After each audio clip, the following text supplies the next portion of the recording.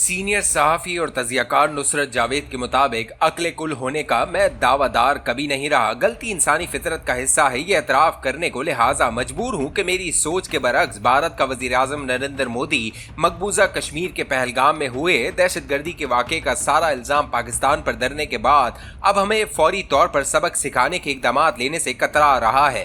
موصوف کا اس ضمن میں اپنایا انداز اگرچہ نہایت مکارانہ ہے۔ بھارت میں کسی بھی ملک کے خلاف قومی سلامتی کے نام پر جارحانہ اقدامات لینے کا فیصلہ وہاں کی کابینہ کی ایک خصوصی کمیٹی کرتی ہے۔ وزیر اعظم کی صدارت میں قائم اس کمیٹی کے اراکین میں فقط وزیر دفاع، وزیر داخلہ، وزیر خارجہ اور وزیر خزانہ شامل ہوتے ہیں۔ مسلح افواج کے سربراہان مذکورہ کمیٹی کے اجلاس میں شریک نہیں ہوتے۔ قومی سلامتی کا مشیر بھی فقط خصوصی دعوت پر بلایا جاتا ہے۔ یہ الگ بات ہے کہ 2019 میں پلوامہ پر ہوئے دہشت گرد حملے کے بعد سے اس کمیٹی کے اجلاس میں نریندر مودی کا چہیتا مشیر برائے قومی سلامتی اجیت دوال مستقل رکن کی طرح شریک ہوا نظر آتا ہے۔ پہلگام واقعے کے بعد بھارتی کابینہ کی اس کمیٹی، جسے کیبنٹ کمیٹی برائے سلامتی کہا جاتا ہے، کا اجلاس ہوا۔ اس کے دوران یہ طے ہوا کہ ورلڈ بینک کی رہنمائی اور معاونت سے طے ہوئے سنتاس معاہدے پر عمل درآمد روک دیا جائے۔ اس کے علاوہ بھارت نے اپنے یہاں مقیم پاکستانی سفارتکاروں کی تعداد 30 تک محدود کرنے کا تقاضا کیا۔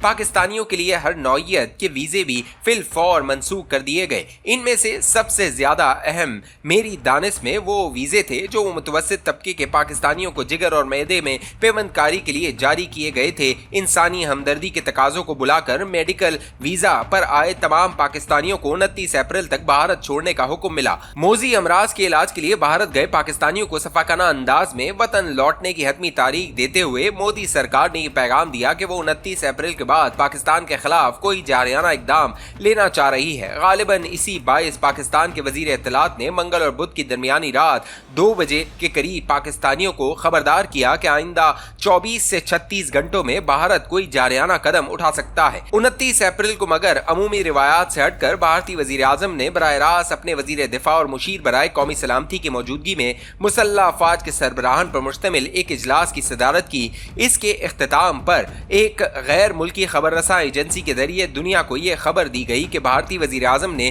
اپنی افواج کے سربراہان کو کھلا ہاتھ فری ہینڈ دینے کا فیصلہ کیا ہے۔ انہیں یہ اختیار فراہم کر دیا گیا ہے کہ وہ از خود پاکستان کے خلاف پہلگام میں ہوئی دہشت گردی کے واقعات کا بدلہ لینے کے انداز، اہداف اور وقت کا تعین کریں۔ جس انداز میں یہ خبر چھپوائی گئی، اس نے دنیا کو یہ پیغام دیا کہ شاید 29 اپریل گزر جانے کے بعد بھارتی افواج کو پاکستان پر چڑھ دوڑنے کا حکم جاری کر دیا گیا ہے۔ ذاتی طور پر میں نریندر مودی کے انتہا پسندانہ نظریات سے آگاہ ہوتے ہوئے اس خبر کے لیے تیار تھا۔ بھارت کے سیاسی نظام پر 2 سے زیادہ دہائیوں تک توجہ مبذول رکھتے ہوئے بھی مگر یہ سوچ ہی نہ پایا کہ بھارتی وزیر اعظم نے کابینہ کی خصوصی کمیٹی برائے قومی سلامتی کو نظر انداز کرتے ہوئے اپنی افواج کے سربراہان سے براہ راست ملاقات کیوں کی ہے۔ ان سے ملاقات کے بعد پاکستان کے خلاف حتمی فیصلہ سازی کا اختیار ان کے سپرد کر دینا بھی حیران کن تھا۔ بھارت اپنے یہاں فیصلہ سازی پر سول سپرمیسی یا منتخب حکومت اور دیگر سویلین اداروں کی بالادستی پر بہت ناز محسوس کرتا ہے۔ اس کے علاوہ نریندر مودی بھی بطور وزیر اعظم ہر معاملے پر ذاتی نگاہ رکھنے کا عادی ہے۔ اس تناظر کو ذہن میں رکھتے ہوئے میرے ذہن میں سوال یہ اٹھنا چاہیے تھا کہ پاکستان کے خلاف کوئی جارحانہ اقدام اٹھانے کے لیے وقت اور طریقہ کار کا اختیار بھارتی فوج کے حوالے کیوں کر دیا گیا ہے۔ ذہن میں یہ سوال اٹھتا تو شاید میں یہ بھی سوچ سکتا تھا کہ نریندر مودی پاکستان کو سبق سکھانے کی ذمہ داری اپنے کاندھوں سے ہٹا کر اپنی افواج کے سر منتقل کر رہا ہے۔ عقل کل کی طرح سوچتے ہوئے اس رائے پر قائم رہا کہ بھارت پاکستان کے ساتھ جنگ چھیڑنے کی جلدی میں ہے۔ بدھ 30 اپریل کو مگر بھارتی کابینہ کی ایک اور خصوصی کمیٹی کا اجلاس ہوا۔ اس کمیٹی کو کیبنٹ کمیٹی برائے سیاسی امور کہا جاتا ہے۔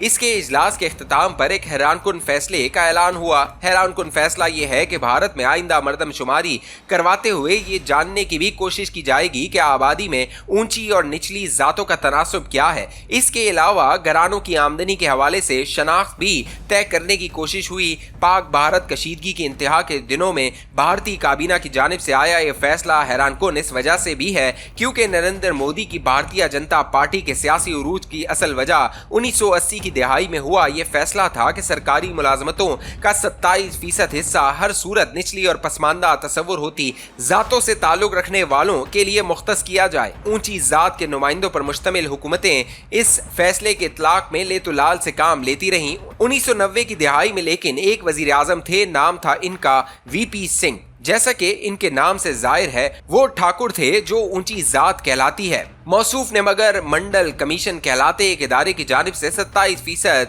वाले फैसले पर सख्ती से अमल दरामद करवाना शुरू कर दिया। ऊंची जात के बरहमनों ने इस वजीर आजम के खिलाफ खुदकुशियों से एहतजाज किया। वीपी सिंह के खिलाफ जो एहतजाज हो रहा था भारतीय जनता पार्टी ने इसमें बढ़ चढ़ कर हिस्सा लिया। ऊंची जात की तर्जमान नजर आने के बजाय बीजेपी ये दावा करती रही कि 27% वाला फैसला दर हकीकत हिंदू अक्सरियत में जात की बुनियाद पर तकसीम पैदा करता है। इस तकसीम से फायदा उठाकर निचली जात की नुमाइंदगी के दावेदार जमातें मुसलमानों के नखरे उठाते हुए सेकुलरिज्म के नाम पर ऐसी हुकूमतें कायम करती हैं जो मेरिट को कुचलते हुए बुरी हुकूमत के निजाम को मजबूत तर करती हैं। इस कहानी की बुनियाद पर बीजेपी हिंदू यकजहती की तर्जुमान जमात तस्वुर हुई और सेकुलरिज्म के खिलाफ कामयाबी से लड़ती रही। अब इसे पाकिस्तान के खिलाफ जंग लड़ना थी, मगर मोदी ने आइंदा अक्टूबर नवंबर के दौरान बिहार के सूबाई इंतखाबात जीतने के लिए अपने इत्तेहादी नीतीश कुमार के मुतालबे पर नई मर्दमशुमारी करवाने का ऐलान कर दिया है। पाकिस्तान के खिलाफ एक और जंग छेड़ने की जिम्मेदारी से यूं जन छुड़ा दी है।